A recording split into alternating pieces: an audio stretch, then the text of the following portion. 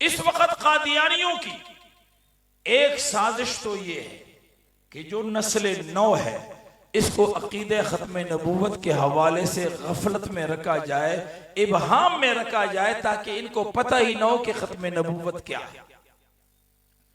इसके लिए इन्होंने और इनकी मारिफत बैरून ममालिक में इस्लाम दुश्मन एनजीओज ने हमारे हर हुकूमत को खतीर रकम दी कि तालीमी निसाब में तब्दीलियां लाओ, और हमारी तालीमी निसाब में तब्दीलियां लाई गई।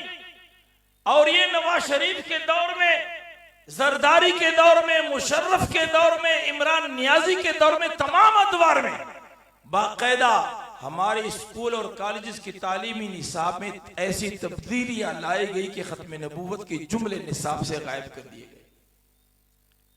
कोशिश ये थी कि नस्ल नौ अकीदे खत्म नबूवत के हवाले से गफलत में रहे। हम किसके उम्मती हैं? मोहम्मद अरबी सल्लल्लाहु अलैहि वसल्लम के। हम किसके उम्मती हैं? मोहम्मद अरबी सल्लल्लाहु अलैहि वसल्लम। अगर हमारे पार्टी का कोई लीडर, हमारे मुल्क का कोई सदर या वजीर आजम अगर मोहम्मद मुस्तफा की खत्म नबूवत के खिलाफ अगर वो साजिश में शरीक हो तो फिर हमारा उससे ताल्लुक नहीं, हमारा ताल्लुक मोहम्मद मुस्तफा से। किससे है?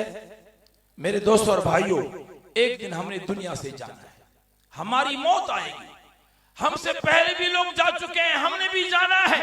कब्र में आपसे ये सवाल नहीं होगा कि आपका लीडर नवाज शरीफ था या जरदारी था या इमरान नियाजी था या कौन था। ये नहीं, सवाल नहीं होगा। सवाल ये होगा कि आपने मोहम्मद मुस्तफा सल्लल्लाहु अलैहि वसल्लम से कितनी वफादारी की है, ये सवाल होगा। हम मोहम्मद मुस्तफा के वफादार बनेंगे या नहीं? हम मोहम्मद रसूलुल्लाह के वफादार बनेंगे? मेरे दोस्तों और भाइयों, ये एक बहुत बड़ी साजिश है कादियानियों की कि नस्ल नौ को अकीदे खत्म नबूवत के हवाले से इबहाम में रखा जाए। हम इस साजिश का मुकाबला करेंगे इंशाअल्लाह। और जिस तरह मौलाना कारी अमीर उस्मान साहब ने ये खत्म नबूवत की कॉन्फ्रेंस मुनक्कद की, इस तरह हम हर गली में, हर मोहल्ले में, हर मस्जिद में रसूलुल्लाह सल्लल्लाहु अलैहि वसल्लम की खत्म नबूवत की सदा बुलंद करेंगे इंशाअल्लाह। और दूसरी साजिश कादियानियों की ये है, और इस साजिश की तरफ हमारी तवज्जो ही नहीं है, वो ये है कि आईने पाकिस्तान में खत्म नबूवत के जो कवानीन है, ये कवानीन कल-अदम करार दिए जाए, कानून खत्म हो जाए। जब ये कानून नहीं रहेगा तो फिर कादियानी आजाद फिरेंगे, पैसा उनके पास है, प्लाट खरीदेंगे, खूबसूरत शानदार मस्जिद बनाएंगे और लोग कहेंगे ये भी मस्जिद है जी। तो कादियानियों की बहुत बड़ी साजिश है कि आईने पाकिस्तान से नामूस रिसालत और खत्म नबूवत के कवानीन कल अदम करार दिए जाए। आप हजरात के इल्म में ये बात होगी कि हमारी पार्लियामेंट में जरदारी के दौर में शेरी रहमान ने नामूस रिसालत तरमीमी बिल पेश किया पार्लियामेंट में। उसके बाद ये सलमान तासीर मुमताज कादरी शहीद का वाकया पेश आया, लेकिन उन्होंने नामूस रिसालत कानून में तरमीमी बिल पेश करने की कोशिश की। नवाज शरीफ के दौर में आईने पाकिस्तान में खल्फिया इकरारनामा था खत्म नबूवत का, उससे हल्फ के अल्फाज मिटा दिए और हल्फनामे को इकरारनामे में तब्दील किया गया। कादियानी है, उसे इख्तिसादी मशावरती कौंसिल का मेंबर बनाया। और भी बहुत सी मिसालें और बातें हैं। तो मेरे दोस्तों और भाइयों, कादियानियों की यह साजिश है कि जो कवानीन है वो खत्म हो जाए, कवानीन कल अदम करार पाए, ताकि कादियानियों को खुली छूट मिल जाए। हम इसका रास्ता रोकेंगे ना, लेकिन इसके लिए जलसों से और जुलूसों से काम नहीं चलेगा। पार्लियामेंट में काशिफ चौधरी जैसे लोग जाएंगे तो वहां रसूलुल्लाह सल्लल्लाहु अलैहि वसल्लम की खत्म नबूवत के लिए खड़े होंगे। जब ऐसे लोग हम भेजेंगे तो ये फरीजा अदा होगा। आप उन लोगों को भेजें पार्लियामेंट में जिन्हें पता ही नहीं कि खत्म नबूवत क्या है। हमारे मुल्क के एक वजीर तालीम ने कहा एक दफा कि ये बात तो कुरान के 40 सिपारों में भी मौजूद नहीं है। अंदाज लगाएं, जब वजीर तालीम को ये पता नहीं कि कुरान की सिपारे 30 हैं या 40 हैं, ये इसको पार्लियामेंट में किसने भेजा था? हम और आपने भेजा था।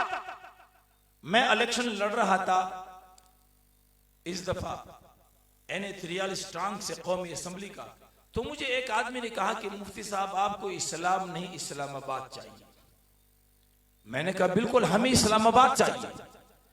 अगर इस्लामाबाद पर मैं MNA हूं और हमारे लोग पार्लियामेंट में हो और सिराजुल हक या नईमुर रहमान वजीर आजम हो, मैंने कहा मुमकिन ही नहीं कि दुनिया की कोई ताकत मुमताज कादरी को रातों रात सजाए मौत दे सके। मुमकिन होगा?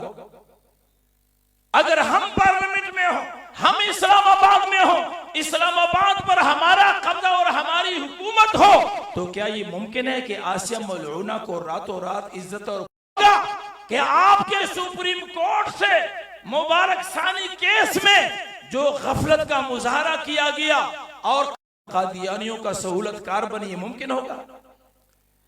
क्या ये मुमकिन होगा कि आपके आईन से हल्फिया इकरारनामा खत्म नबूवत को खत्म किया जाए? इसलिए हम पार्लियामेंट जाना चाहते हैं कि मोहम्मद मुस्तफ़ा सल्लल्लाहु अलैहि वसल्लम की नामूस के खिलाफ, खत्म नबूवत के खिलाफ कोई कादियानी साजिश वो कामयाब न हो सके। तो इसका हम मुकाबला करेंगे ना इस साजिश का।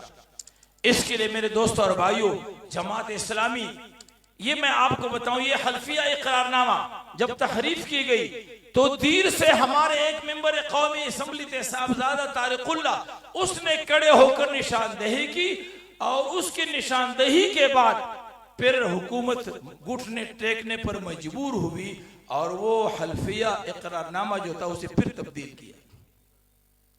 साहबजादा तारिकुल्ला साहब, मैं तीर में तकरीर कर रहा था एक गांव में, मैंने कहा कि जिस आदमी की वोट की ताकत से साहबजादा तारिकुल्ला पार्लियामेंट गया है, उस आदमी को यहां घर बैठे सवाब मिलेगा या नहीं मिलेगा?